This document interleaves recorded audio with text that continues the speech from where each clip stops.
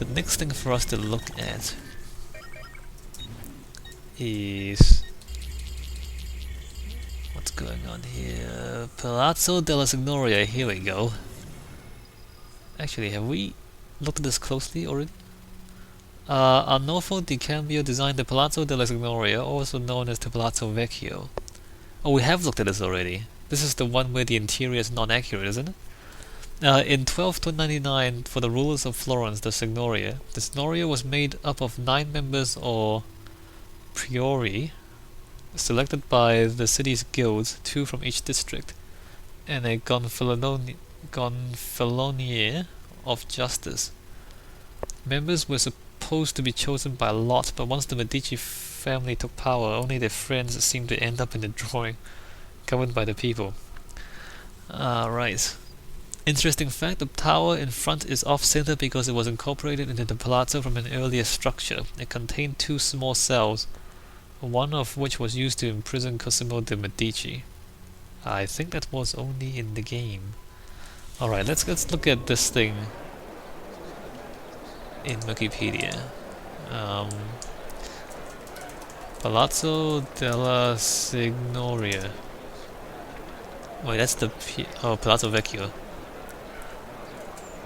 And let's just stand back here. Oh, that's the statue, except in real life it's in bronze, not in stone. So there's, what's his name? Perseus slaying the Medusa there. It's got the head and everything. I guess that's alright. There's a pretty well proportioned body there. Alright, so why is this thing still here? Wasn't this the gibbet, the gallows that they hanged my father on?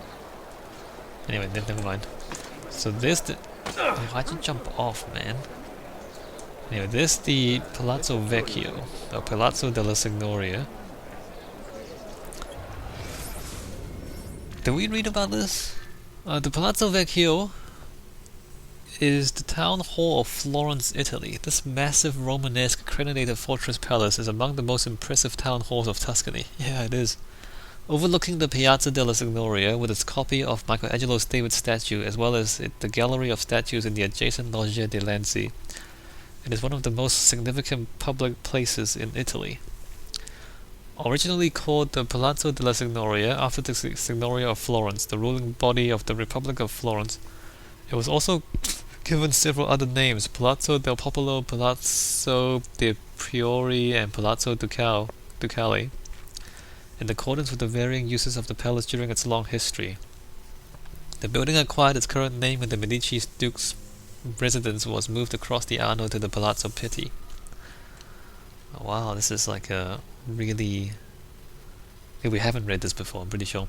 In 1299, the commune and people of Florence decided to build a palace worthy of the city's importance and giving greater security in times of turbulence to the magistrates.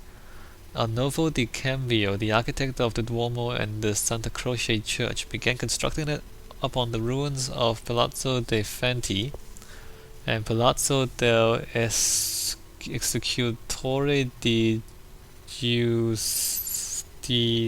Giustizia? I don't know what that means. Once owned by the Uberti family.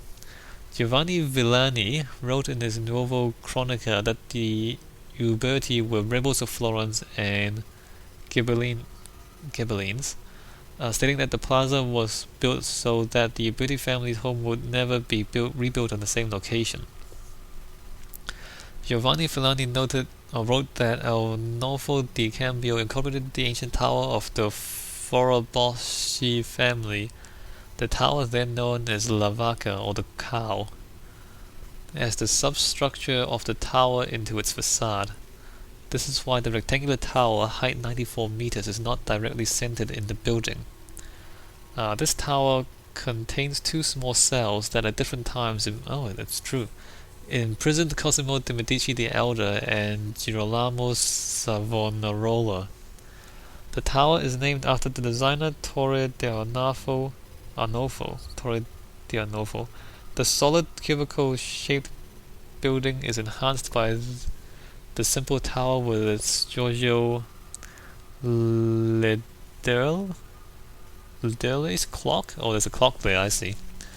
The large one-handed clock was originally constructed by Florentine Niccolo Bernardo but was replaced in 1667 by a clock made by Vincenzo Viviani.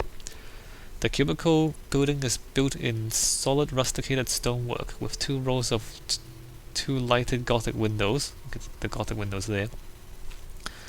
Each with a trefoil arch. Michelozzi added decorative bas-reliefs of the cross and the Florentine lily and the spandrels between the trefoils. The building is crowned with projecting crenellated battlements supported by small arches and corbels. Under the arches are a repeated series of 9 painted coat of arms of the Florentine Republic. Some of these arches can be used as embrasures for dropping heated liquids or rocks on invaders. So the proper fortress, like it's a pretty serious fortress. Duke Cosimo I de' Medici moved his official seat from the Medici Palazzo in Via Larga to the Palazzo della Signoria in May 1540, signaling the security of Medici power in Florence.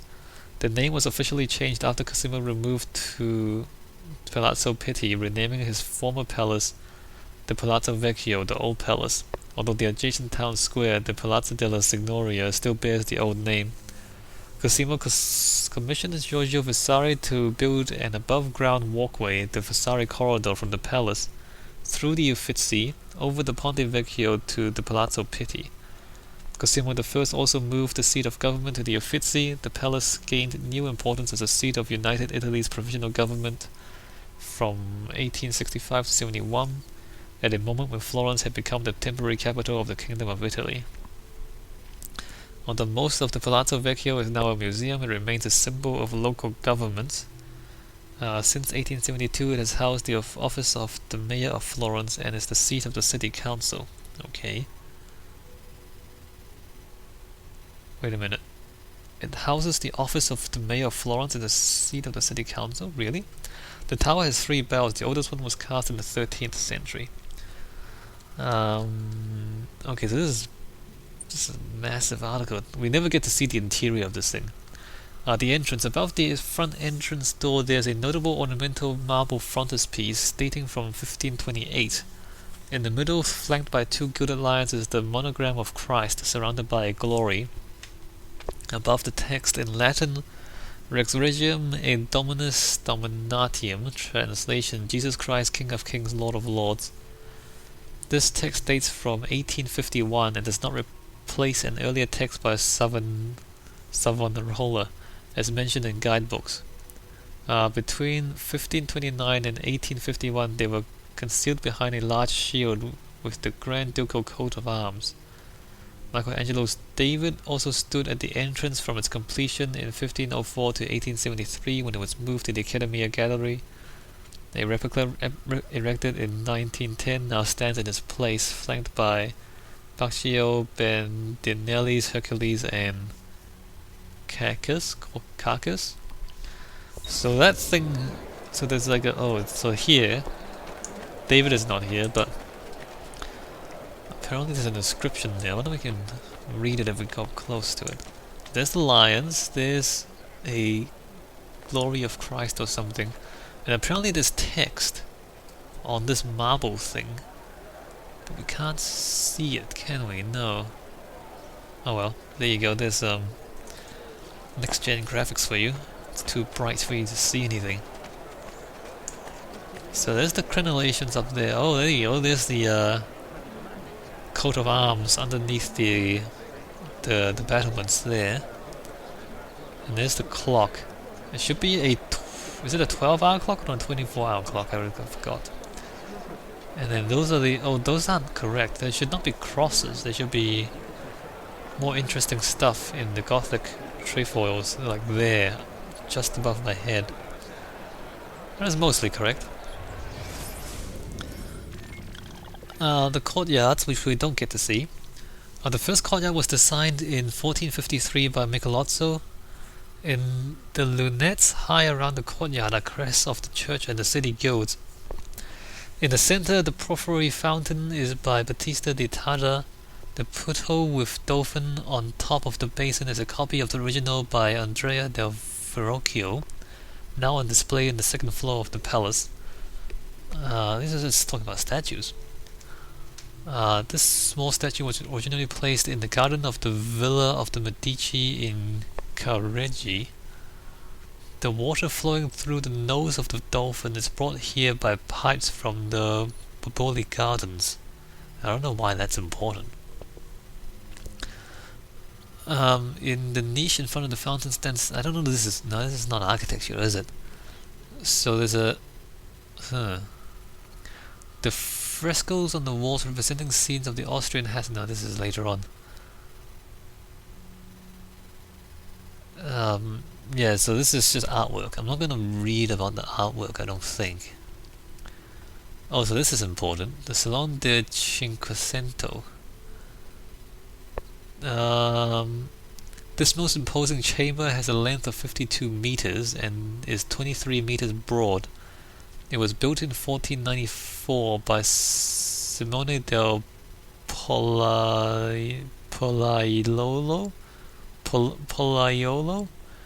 on commission of Savonarola, who, replacing the Medici after their exile, is the spiritual leader of the Republic. As the spiritual leader of the Republic, wanted it as the seat of the Grand Council, consisting of 500 members. 500 is a lot of people. Later, the hall was enlarged by Giorgio Vasari so that Grand Duke Cosimo I could hold his court in this chamber. During this transformation, famous but unfinished works were lost, including the Battle of Casaca by Michelangelo and the Battle of Anghieri by Leonardo da Vinci. Yeah, so these. Leonardo was commissioned in 1503 to paint one long wall with a battle scene celebrating a famous Florentine victory. He was always trying new methods and materials and decided to mix wax into his pigments. Leonardo had finished painting part of the wall but it wasn't drying fast enough, so he brought in braziers stoked with hot coals to try to hurry the process. As others watched in horror, the wax in the fresco melted under the intense heat and the colors ran down the walls to puddle in the floor. Oh, Leonardo. So the wax melted and then everything just the painting melted, basically. Michelangelo never even got past making the preparatory drawings for the frescoes he was supposed to paint on the floor. On the opposite wall, my bad. On the opposite wall, Pope Julius II called him to Rome to paint the Sistine Chapel, and the master sketches were destroyed by eager young artists who came to study them and took away scraps. That's terrible. The surviving decorations in this hall were made between 1555 and 1572 by Giorgio Vasari and his helpers, among them Livio Agresti from Forlì. They mark the culmination of mannerism and make this hall the showpiece of the palace. So that's partly not relevant. But both Michelangelo and Leonardo were meant to make significant paintings on either side, but neither one of them finished. Good job, guys. Good job. So I'm not going to read the rest of that. This is talking about the artworks in that room. Studiolo at the end of the hall is situated a small side room without windows. This masterpiece, the Studiolo of Francesco I. This is later on, dude. A lot of the stuff is later. It's not in the game, and we can't see it in the game anyway. Apartment of the Elements, Terrace. Wow, look at all this stuff. A lot of interesting stuff that we don't really get to see. And I don't know if it's like this. Like they're all one sentence descriptions of these really highly decorated rooms inside the palace. Yeah. Look at a lot of this stuff. But all of this is later on. Hey, look, a map of the British Isles. Machiavelli, the mezzanine. Yeah, look at wow. So there's a lot of stuff in here, but almost all of it is built after the time of the game.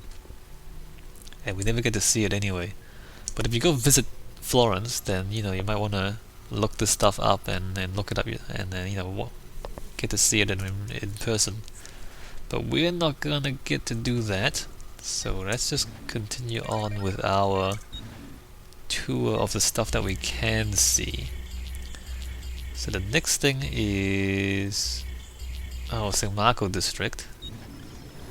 In the late 1400s, most of the city's construction went on in San Marco. Important landmarks include the Church of Santa Croce and the Palazzo Medici. Okay. Palazzo Medici, we've gone through this one. I'm 100% sure we did go through this one. Completed by Cosimo de Medici's live-in architect Michelozzo di Bartolomeo Michelozzi. The Palazzo Medici was constructed as the private residence of the Medici family. It was designed according to the values of humanism, the dominant ideology of the Renaissance, which attempts to engage the viewer with structures built on a more human scale. Yeah, we've read this before. And I don't remember if we read the Wikipedia article. Palazzo di Medici? I spelled that wrong. Medici?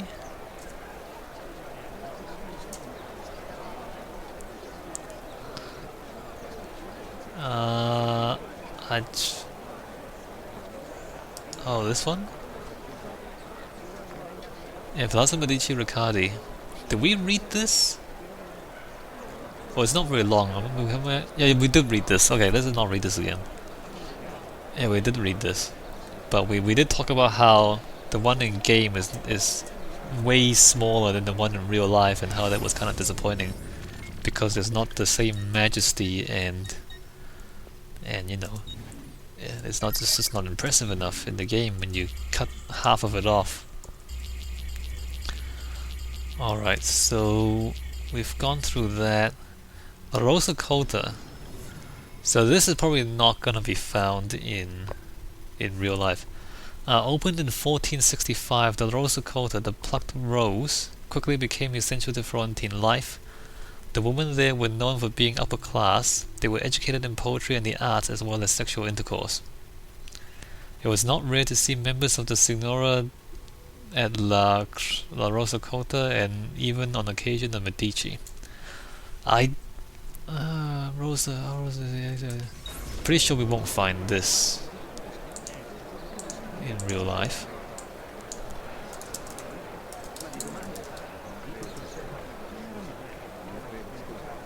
Yeah, no, so all of this is Assassin's Creed 2, Assassin's Creed 2, Assassin's Creed 2, so nope, nothing there.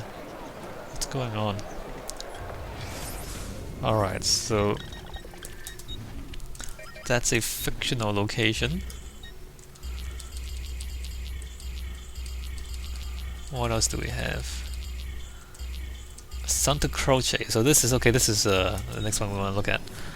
So Santa Croce, the largest Franciscan church in the world. The Basilica di Santa Croce contains frescoes by Giotto and a chapel in the cloister designed by Filippo Brunelleschi. It is considered one of the masterpieces of Renaissance architecture.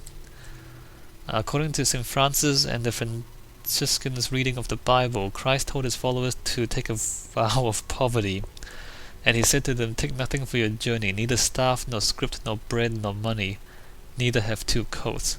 So how did a sect of Catholicism that held a vow of poverty as one of its core values own such a posh church? Well, in 1322 the Pope declared that the Franciscans' vow of poverty was illegal.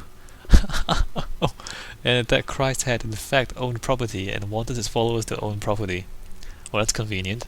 This meant, of course, that the Franciscans were forced to collect money and land, which would in turn go to the Pope, proving that biblical interpretation can be surprisingly profitable, especially if you're the Pope. Okay, so where is Santa Croce? Let me try to find it. So it's this one. It's that one there. What is that? I don't remember these things. Oh, this is I forgot what that is. Never mind. So this is the Medici Palace, I believe. And that might be Auditori's house. Or is that Auditori's house? No, that's No, okay, I don't remember. Anyway, let's go to Santa Croce. It's just to the east. This way.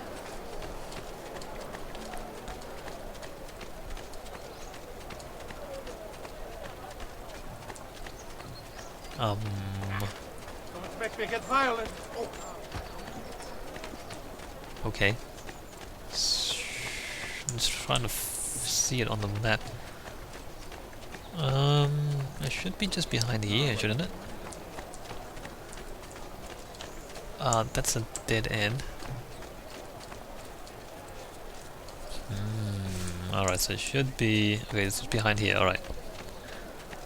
Santa Croce, is that it? That must be it. So there's a cloister behind here, apparently, and then there's like a chapel in here. Oh, there it is, there. There's a chapel they're talking about. Yes, I remember that. And there's the church itself there. So this might be a big long article as well, because there's different parts to this thing. Come, amici. A weekly bleeding is part of a voluntary... So there it is. There it is. Alright, so let's see what Wikipedia has to say. Santa Croce. Santa Croce. Basilica of Santa Croce, Florence. Let's see. The Basilica di Santa Croce is the principal Franciscan church in Florence, Italy, and a minor basilica of the Roman Catholic Church. It is situated on the Piazza di Santa Croce, about 800 meters southeast of the Duomo. The site, when first chosen, was marshland outside the city walls. It is the burial place of some of the most illustrious Italians, such as Michelangelo, Galileo, Machiavelli, Foscolo, Gentile, and Rossini. Thus, it is known as the Temple of the Italian Glories. Wow, that's Michelangelo. There's a lot of people buried here, a lot of famous people. The basilica is the largest Franciscan church in the world. Its most notable features are its 16 chapels, many of them decorated with frescoes by Giotto and his pupils, and its tomb and cenotaphs. Legend says that Santa Croce was founded by St. Francis himself.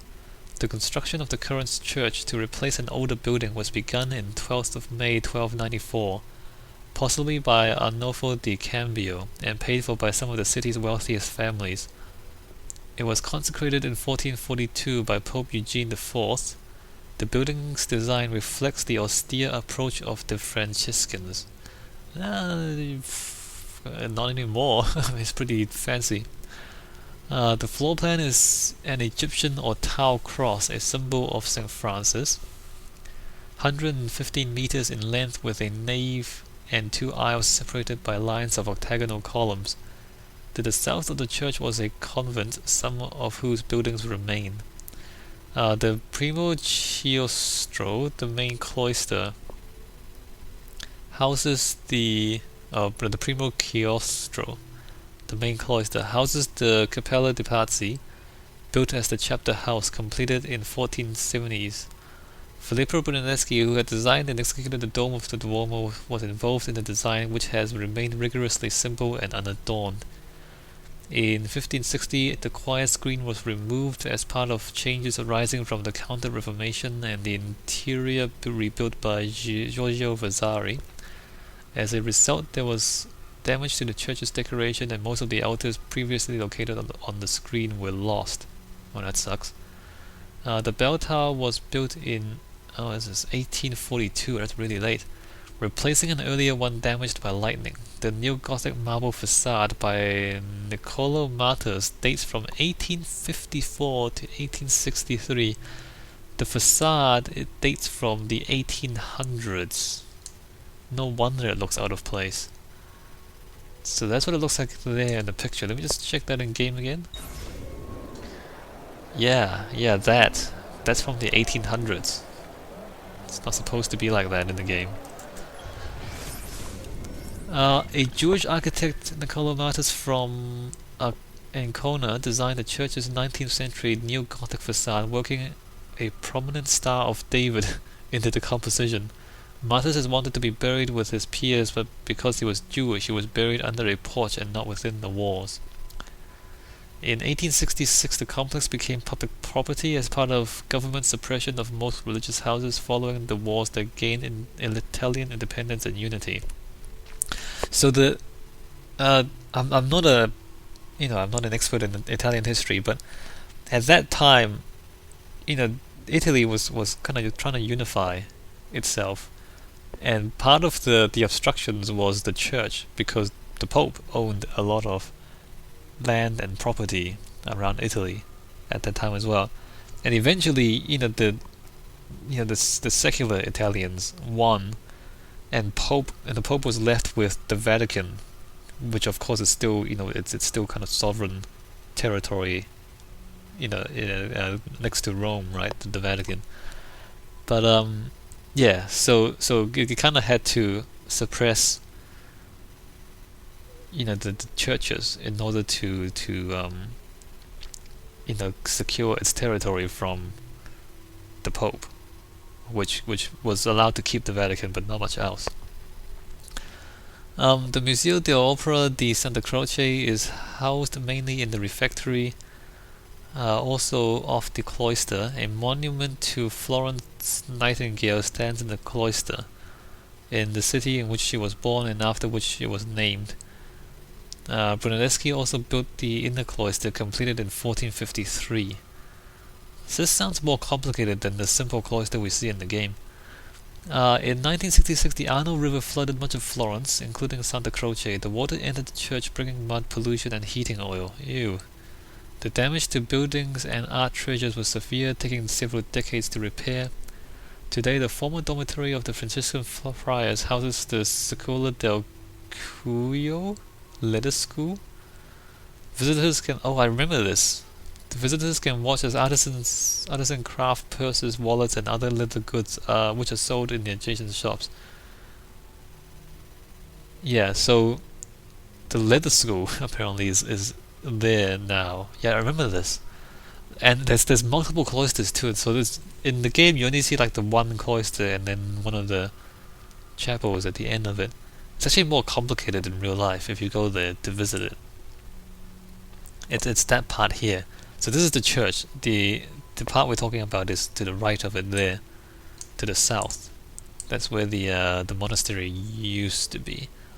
So artwork, we're not going to talk about. Funerary monuments, we're not really going to talk about neither. But like each of these tombs are also kind of quite fancy as well. You see that.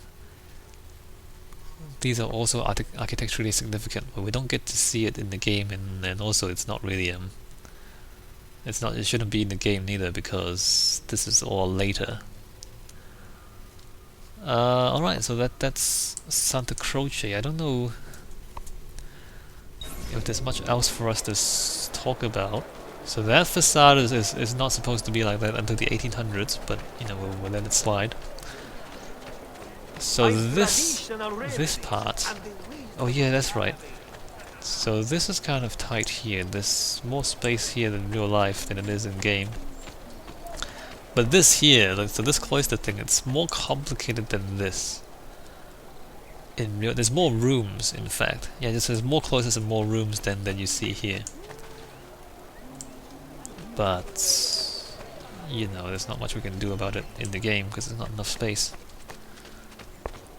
Quite interesting in real life, not as much in game. So you don't get to see that unless you go to Florence and visit the building yourself, which you should if you can afford it. Where are we up to? The Hospital of the Innocents. Ospedale degli Innocenti, designed by Filippo Brunelleschi and opened in 1445, the Ospedale degli Innocenti, Hospital of the Innocents, was an orphanage for unwanted babies. Apparently the Florentines were a feisty bunch, since it was the first of its kind in Europe. No, The Florentines were the first to not just leave their babies to die on the side of the road. They're the first to actually build an orphanage. You know, if otherwise, if you don't want your baby, you're just gonna dump it somewhere, or kill it and dump it somewhere. That's what usually happened before they built orphanages. Babies were typically abandoned. There you go. Babies were typically abandoned in the basin in the front, although later transactions were facilitated by the introduction of a rotating horizontal wheel, which moved the infants into the building without the parents being seen. Some parents weren't just ejecting their loved child, they were making money off them. Many a mother abandoned her baby in order to be hired by the hospitality as a wet nurse, so she could be paid to feed her own child. Boys were tutored in various professions by the hospitality staff, while the girls were usually trained to become nuns or wives. Alright, so let's see if we can remember how to spell this as we type it into Wikipedia. Hospitali. Hospitali. Oh, there you go. And why am I spinning around like that? Alright. Oh, I need to actually get there, don't I? Hold on, where is this? Is that it? Is that it?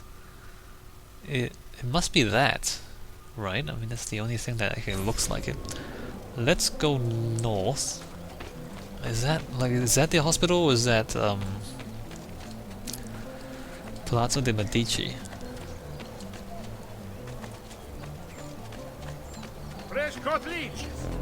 Let's see if we can find this orphanage. If I can get across here. Why is there a war here? No, okay, that's awkward. Is that open? Yes, okay. So let's try and stick to the main street. Hopefully that will not get us lost. Although it doesn't really lead straight to where we want to go, does it? Maybe I'll just shimmy through here and then carry on north.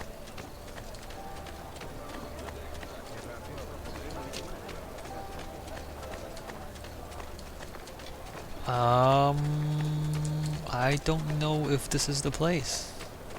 It might be. It's pretty big. Apparently, no. This is. Wait a minute.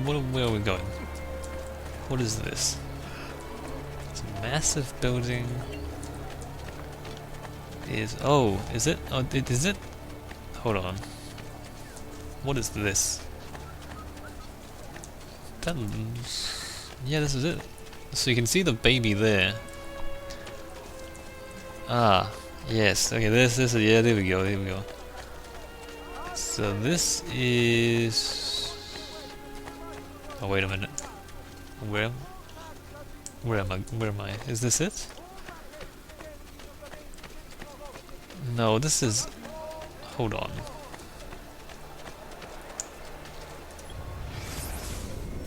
That's. Yeah, that's it. This is it. Okay. The statue's wrong, but otherwise, that is.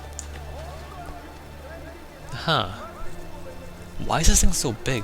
This was a quest here, wasn't it? Anyway.